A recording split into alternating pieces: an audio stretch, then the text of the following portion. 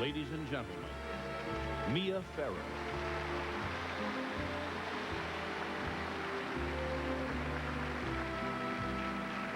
Thank you. Back in 1969, Andre Previn and I were living in a rented apartment in New York City. It was a hot day, and Andre very sweetly offered to make some Jell-O. So he went off to do that, and I went into the living room to read. A long time went by, and I finally decided to go into the kitchen and see what's happening. There was Andre with a cookbook in front of him and a can of sliced peaches. And he was wrestling with this toothpick and a slippery little slice of peach. Of course, I asked him what on earth he was doing. And he said, the cookbook says I have to fold in peaches. And the damn things just won't fold. So I was hoping maybe this toothpick would make them stick together. I think this peach folding story is a perfect metaphor for an artist who scarcely knows how to tie his shoes, but who has spent his entire life giving us things that are ennobling. You know, I read somewhere that Andre had been called the last universalist in music. He is a conductor of the world's major orchestras, a virtuoso classical pianist, a knockout jazz pianist. He's got 4 Academy Awards. He's a Broadway composer, a composer of symphonic music as well as chamber orchestra, and now, most recently, opera. I can't think of too many people with the professional courage to translate Tennessee Williams into opera. Ever since we first met, you have been a true and treasured friend to me. Thanks for the music, Toots, and for the memories.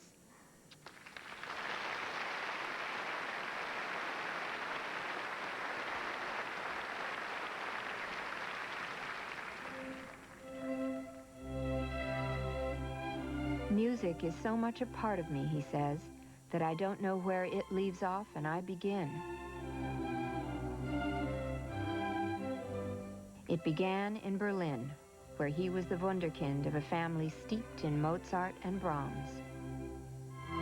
It was expected that he would have a life of music.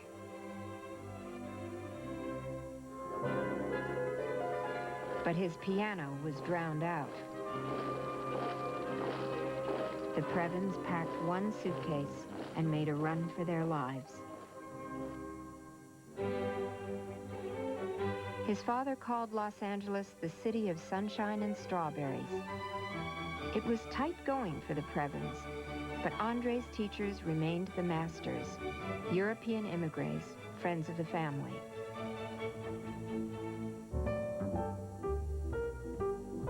But the kid was hearing America, too. Its music, its chants. For pocket money, he was arranging and playing all over town. Then MGM called. How about coming in after school and doing some arranging? All that tawdry glamour, he said. Who could resist? Every film needed a score, and every producer wanted Andre. He went from Lassie to Lerner and Loewe. From high-pitched dramas to the fun of Gene Kelly's roller skate ballet. Arranger, adapter, composer, conductor.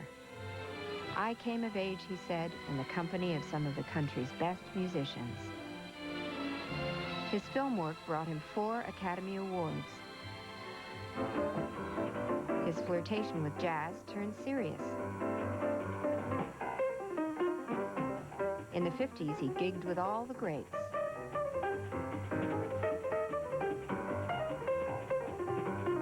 But the strongest call was the music of the masters, the classics that first claimed him. He scrapped his success, summoned his courage, and set out on the long, arduous journey. Hollywood Previn, they sneered. You don't belong here. But they underestimated how much he was willing to risk to become a symphony conductor. Only the smallest of orchestras would give him the baton. Every gesture was scrutinized. But while they sniped, he listened only to the music.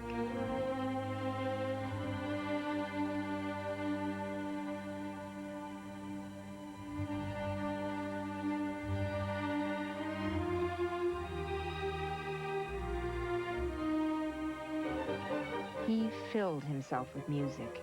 Chamber works, summer festivals, recordings, workshops. A day without music, he says, is a day lost forever.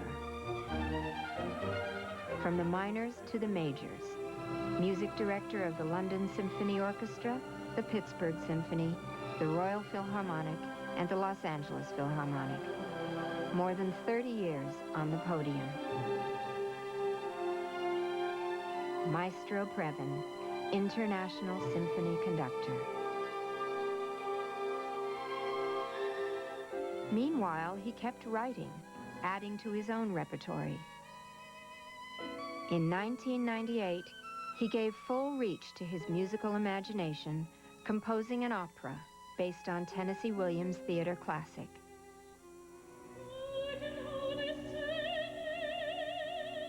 It was another musical challenge, met and won.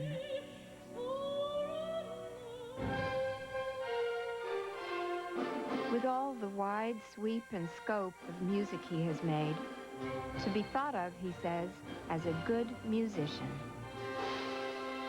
That is everything.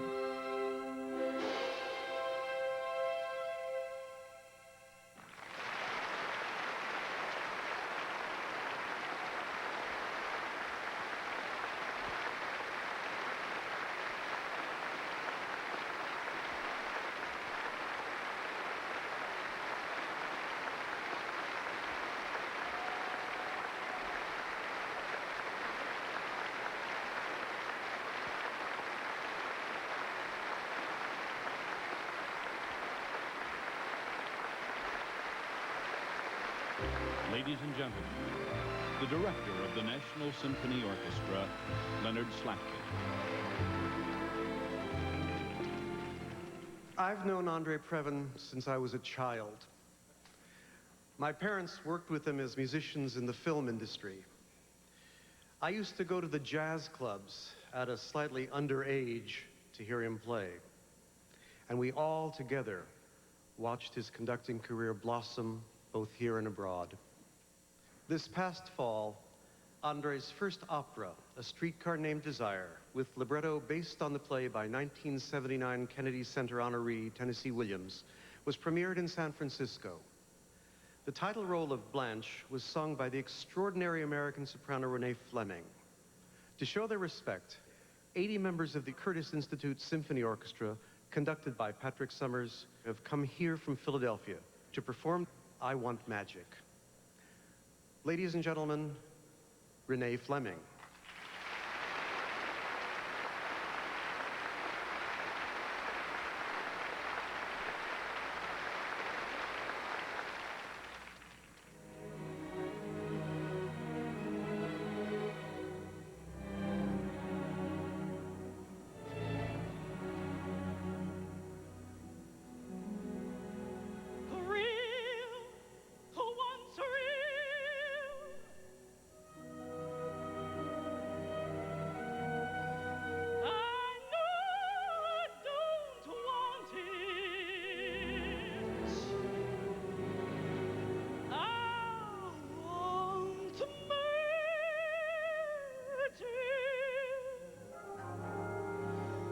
Magic, yes, that's what I want. That's what I try to give to people.